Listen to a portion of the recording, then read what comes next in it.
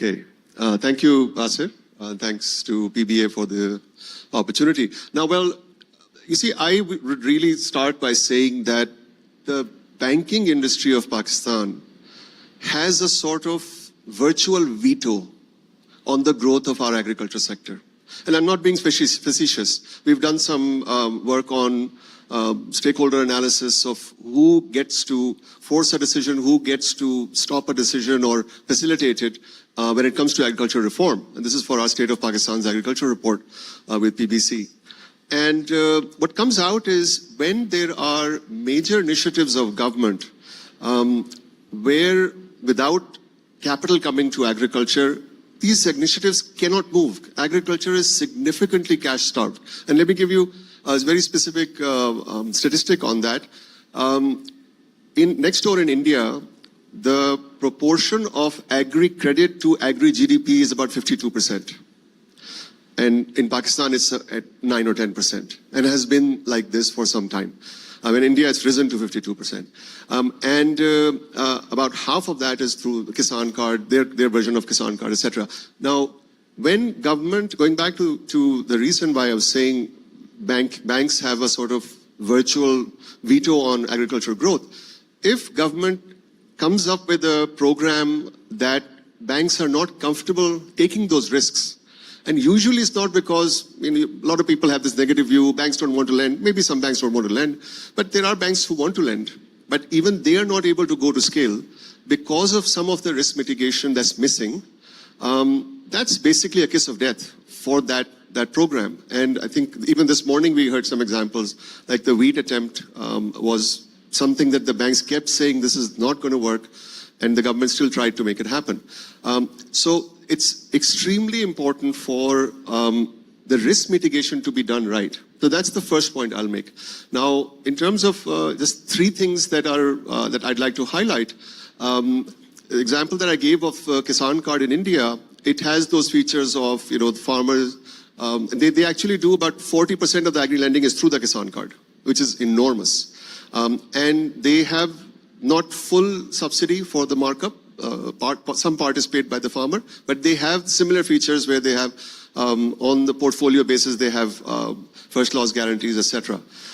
They also have I know some of my friends are nodding about India example. Come on, they have state-owned banking as a huge portion of their banking sector, and they have directed lending. In our country, we have, as Salimullah Saab said, we have gone to the market-oriented way, and even ZTBL privatization. My understanding is that the ZTBL will still have a mandate to focus on agri, but it will operate like a private bank. So some of the initiatives that government takes to put away those risks for banks, those are extremely important. And the example of Kisan card in Punjab, with government of Punjab putting up a good amount, something that the banks kept saying this is not going to work, and the government still tried to make it happen. So it's extremely important for the risk mitigation to be done right. So that's the first point I'll make. Now, in terms of just three things that I'd like to highlight, the example that I gave of Kisan card in India, it has those features of the farmers. They actually do about 40% of the agri lending is through the Kisan card, which is enormous. And they have not full subsidy for the markup. Some part is paid by the farmer, but they have similar features where they have on the portfolio basis they have first loss guarantees, etc. They also have I know some of my friends are nodding about India example. Come on, they have state-owned banking as a huge portion of their banking sector, and they have directed lending. In our country, we have, as Salimullah Saab said, we have gone to the market-oriented way, and even ZTBL privatization. My understanding is that the ZTBL will still have a mandate to focus on agri, but it will operate like a private bank.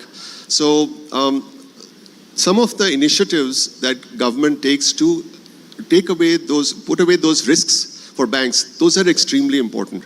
And the example of Kisan card in Punjab, with government of Punjab putting up a good amount of subsidy, and also putting in some of the first loss guarantee that has gone down since it was started because there's a little more confidence. The Bank of Punjab has done a lot of work on that. I believe number one, I would identify Zarkhezi is extremely important to succeed because it has all the right elements that, as Salimullah Saab said, It's digital, so it can reach the small farmer quicker at lower cost. It has those first loss guarantees. It's smaller than you might think, but it's a start.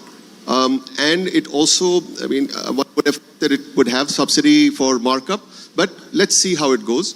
The key thing I would say on Zarkhezi is that national initiatives like that, they take years to improve and perfect.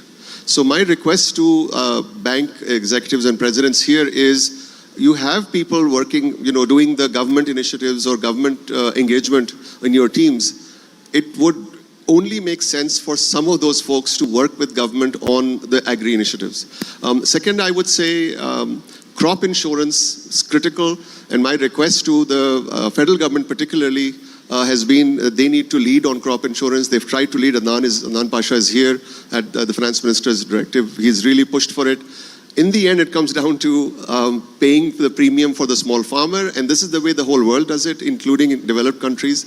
That's critical, and it will make a very big difference. Even the provincial government should have those programs. And number 3 is on large-scale investment in warehousing through this warehouse receipts. I'm not going to say too much already.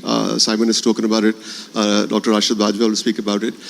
There, I think I would request the state bank to push for shifting the pledge-based lending towards electronic warehouse receipts-based lending. I think these 3 can make a big difference and bring some confidence. Thank you. Thank you. So I think